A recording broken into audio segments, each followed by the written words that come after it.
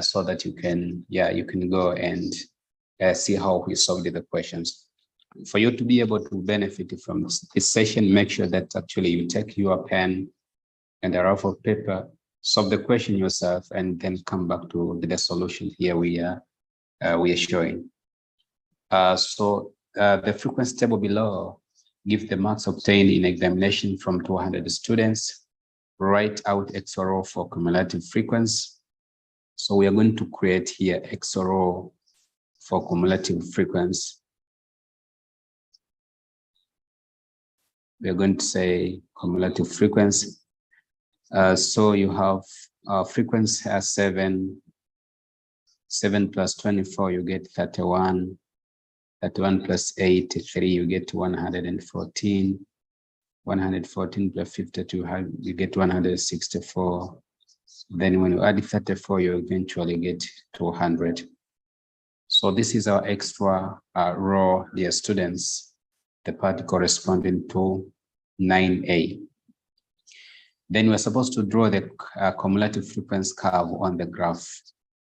So we are not going to go to the graph. I'm going to show you roughly how do we draw cumulative frequency here. Cumulative frequency curve is a graph. We use a ruler. So we are talking of a graph. It is a graph of cumulative frequency against the upper lower limit, the upper real limit. So here we go. So in our axis here,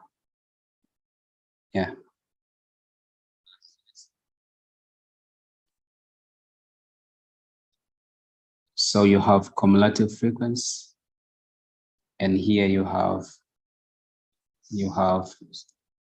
upper real limit.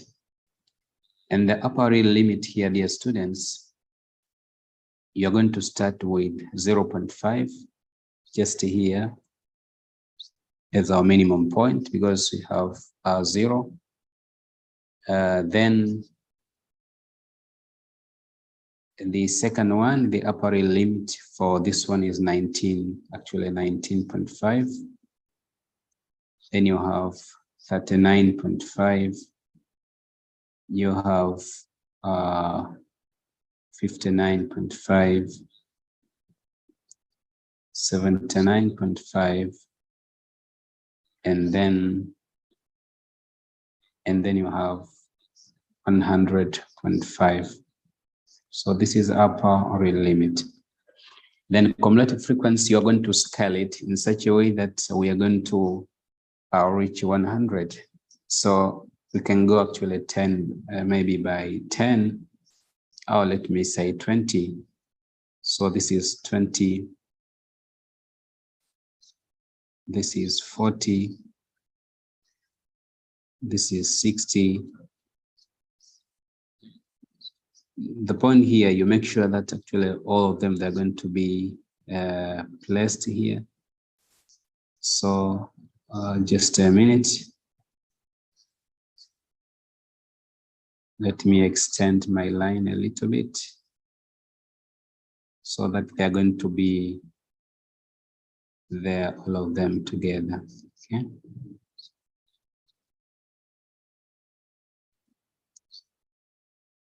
So you have, let me say 25. Then you have 50, 75, 100, 125, 150, 175, and maybe there 200. So this is just a rough sketching, dear students. And then we are going to allocate now the points. We are going to allocate all the points. So you have 0.5 is going to be our starting point. So I'm going to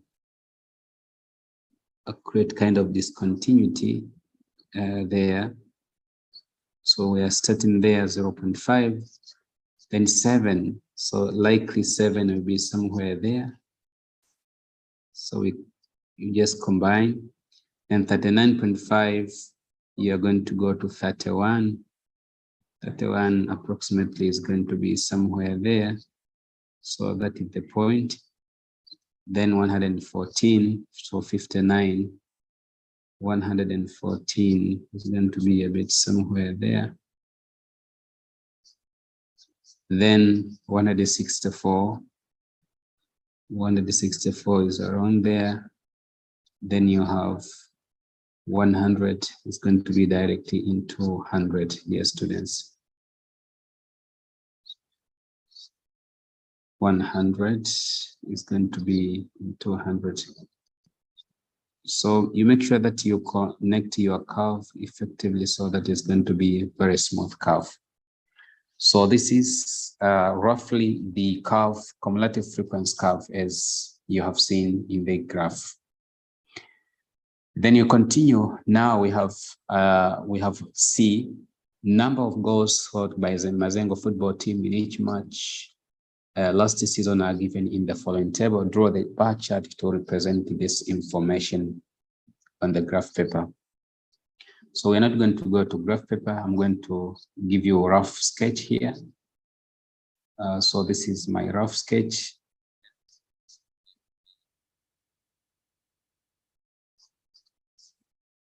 This is our rough sketch, dear students. So we have actually goals.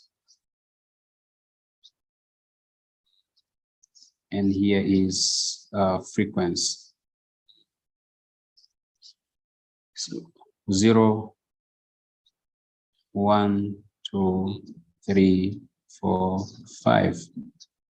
Then the frequency of goals, we can go by 2. So it is 2, 4.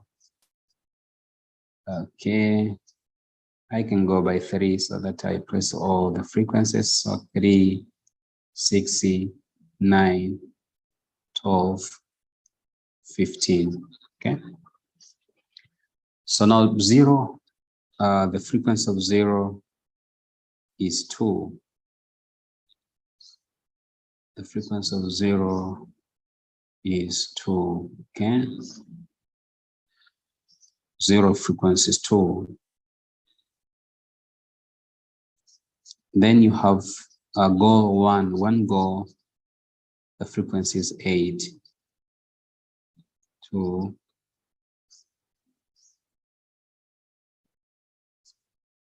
There it is.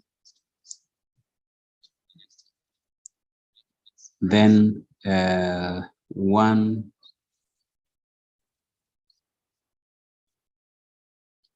So for 0 to be there, actually, we have to be careful, dear students. So this is for 0. Here is -1, here is 0.5, and here is 0.5. And then we go to 1 go, the frequency is 8. So there it is, the frequency is 8. And then 2 go, the frequency is 12.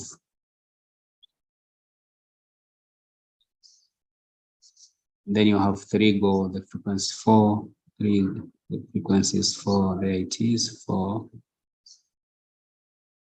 You have 4 go, the frequency is 1. Then you have 5 go, the frequency is 1 again, dear students. So roughly, this is our bar chart corresponding to this question here, dear students.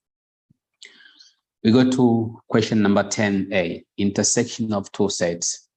So intersection of two sets, this is a new set. We can say it is a new set whose elements are in both two sets given. So we are talking of common element, a new set whose elements are common common in both two sets given. Union of two sets, this is a new set. This is a new set.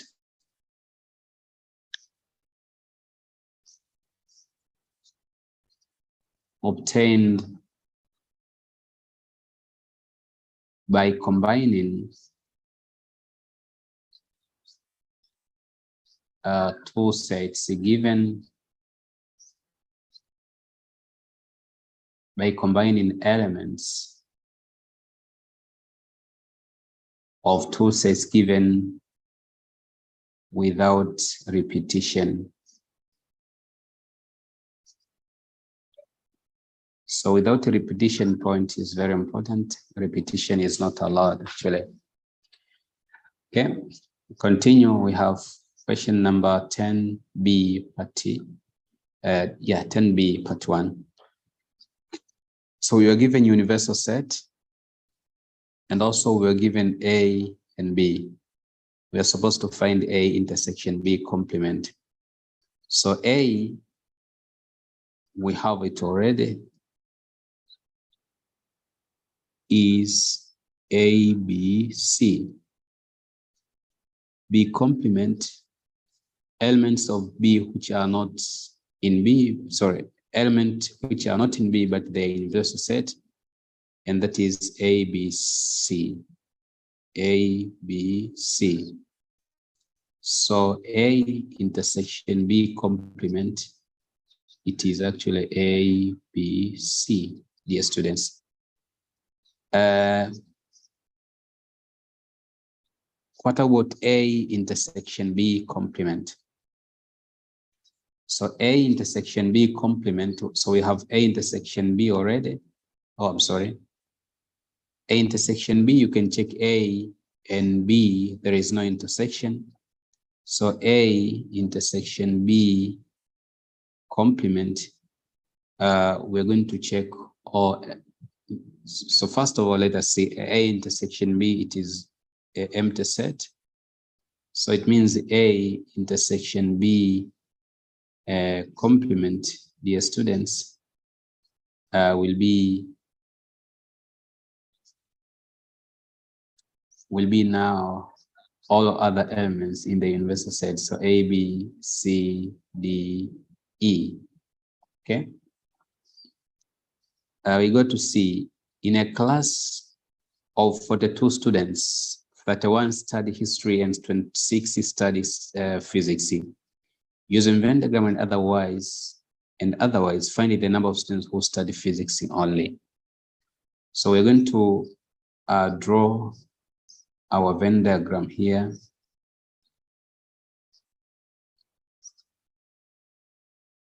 So we are given a number of students. So this is our universal set. This will be representing those who are studying history, and these are who are studying physics. Those who are studying both physics and history, they're going to be X.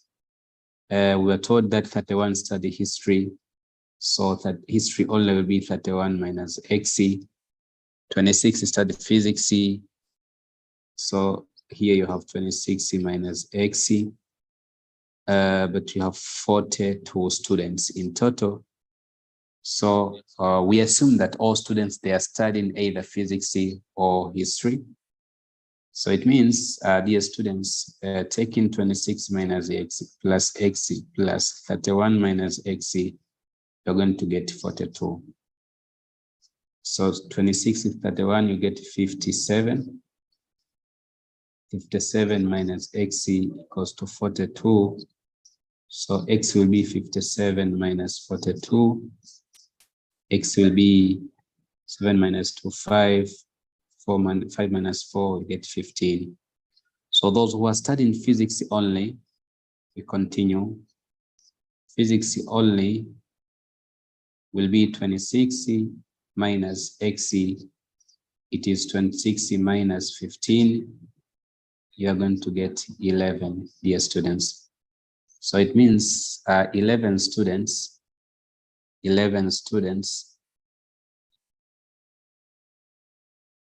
study physics only.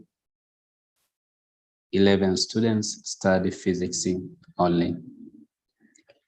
The next equation, we were given a perfect square, finding the value of a. We know that this is quadratic equation, dear students. And to solve quadratic equation, the idea behind the perfect square is that b square minus 4ac, this is going to be 0, which means b square is going to be 4ac.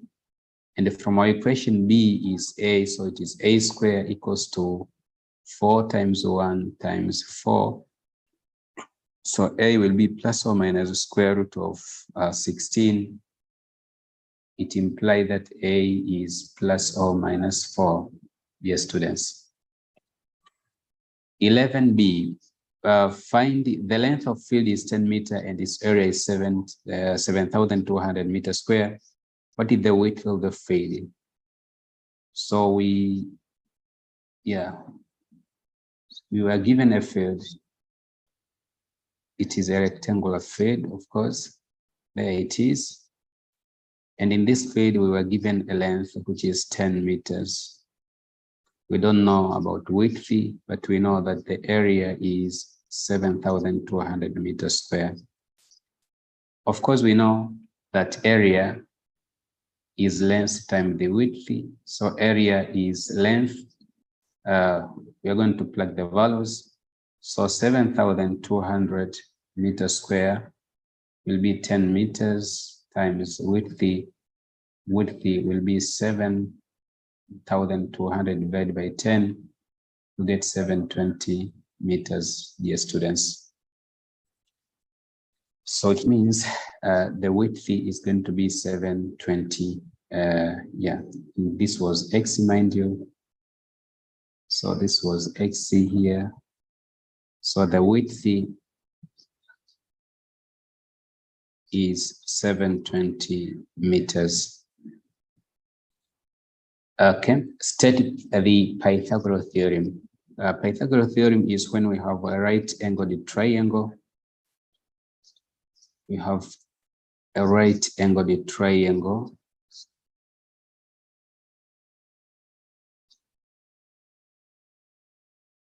Like this one here.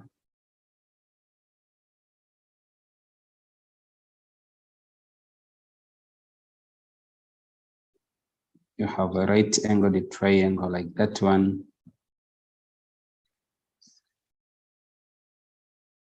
Such that actually, if this is A, B, C, so this side here can be named as A, this is as B, and this is C.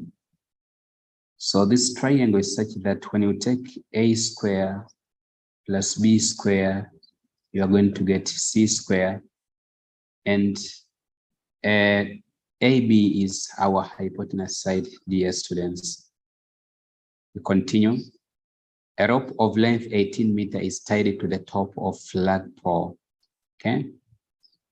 The other end of the rope is fixed to a point 13 meters from the base of the flag. So we have a base of the flag. So we're going to sketch here. And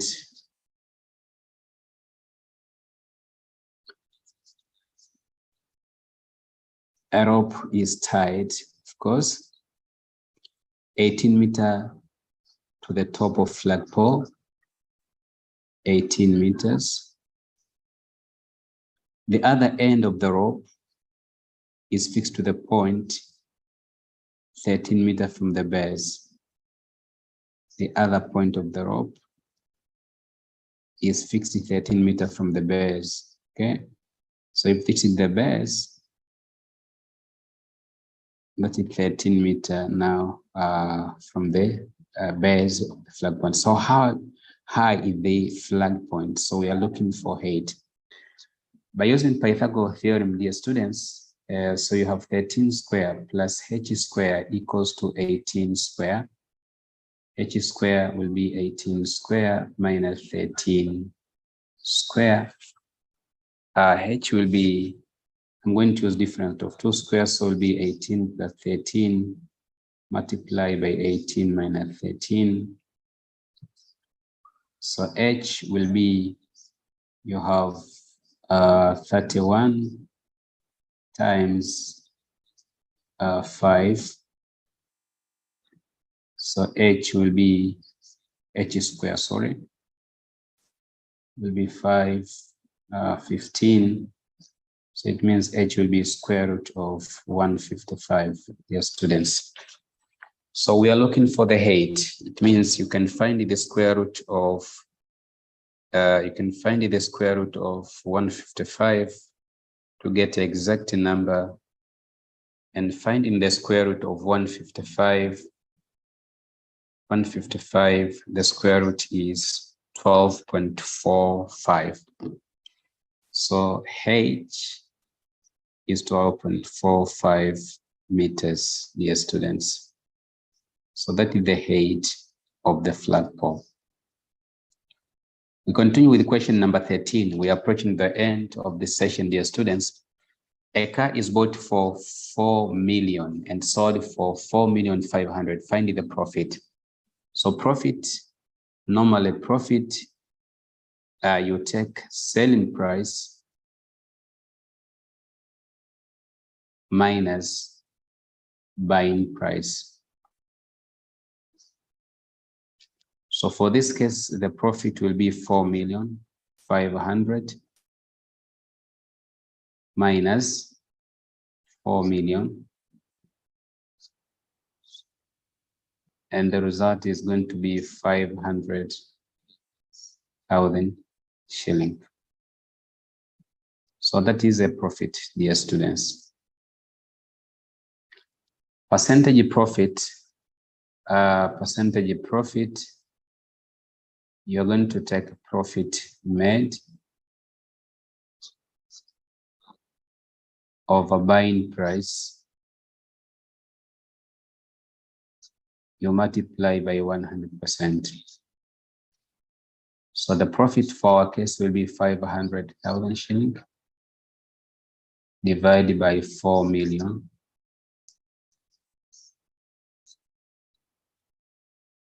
How many zeros we're going to cancel? 4 zeros here. And here also 4 zeros. You have 5 by 1. Here will be 8. You have 1/8. So you can see actually times 100. So it was times 100 times 100% here. So now you have 100 divided by 8, you get 12.5%. So that is the profit, dear students. We go to the last, not the last one actually, that is question number 13b.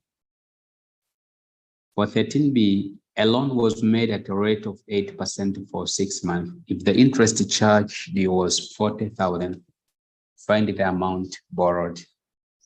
A loan was made at the rate 8%. So we know the rate is 8%. We know the time is 60/12 years because it's 6 months. So it is 0.5 years. And we were given interest is 40,000 shilling. So we are looking for the amount borrowed. That is principal. So what is the principal, dear students? Okay, now we know that actually interest is given by PRT divided by 100. So we are looking for principal. Principal will be 100I divided by RT. So we have 100 times I, which is 40,000 shilling, divided by R, it is 8 times 0.5. When you multiply and simplify, by 8 here is 1, by 8 here is 5, by 5 here is 1, and here you have 0.1. So you have 100,000, you multiply by 10 again, multiply by 10, multiply by 10. You are going to get actually 1 million. We get 1 million shilling. So the principal or the amount borrowed is 1 million shilling. The next question, and actually this is going to be the last question, A and B. In the diagram below, AC bisect DAB. AC bisect DAB. Okay, so it means this angle is the same as this angle, and DCB also actually. Okay, show that angle ADC is triangle ADC is congruent to triangle ABC. Okay, good.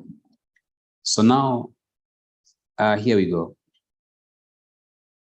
So we're going to say in triangle ADC and triangle ACB,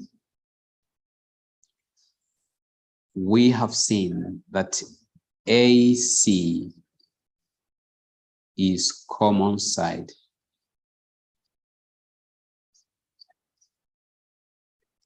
And also angle DAC is equal to CAB. So this is given. You come to DACD, angle ACD is equal to angle ACB. This is also given.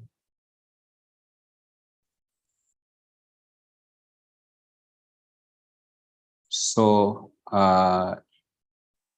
as you can see, we have one side common, we have two angles common. So we can say, therefore, triangle ADC is congruent to triangle ACB. Triangle ADC is congruent to triangle ABC. By which theorem? By angle side angle. Angle side angle, dear students. Yeah, so we have shown that. We go to the last question for today's session, dear students. Solve the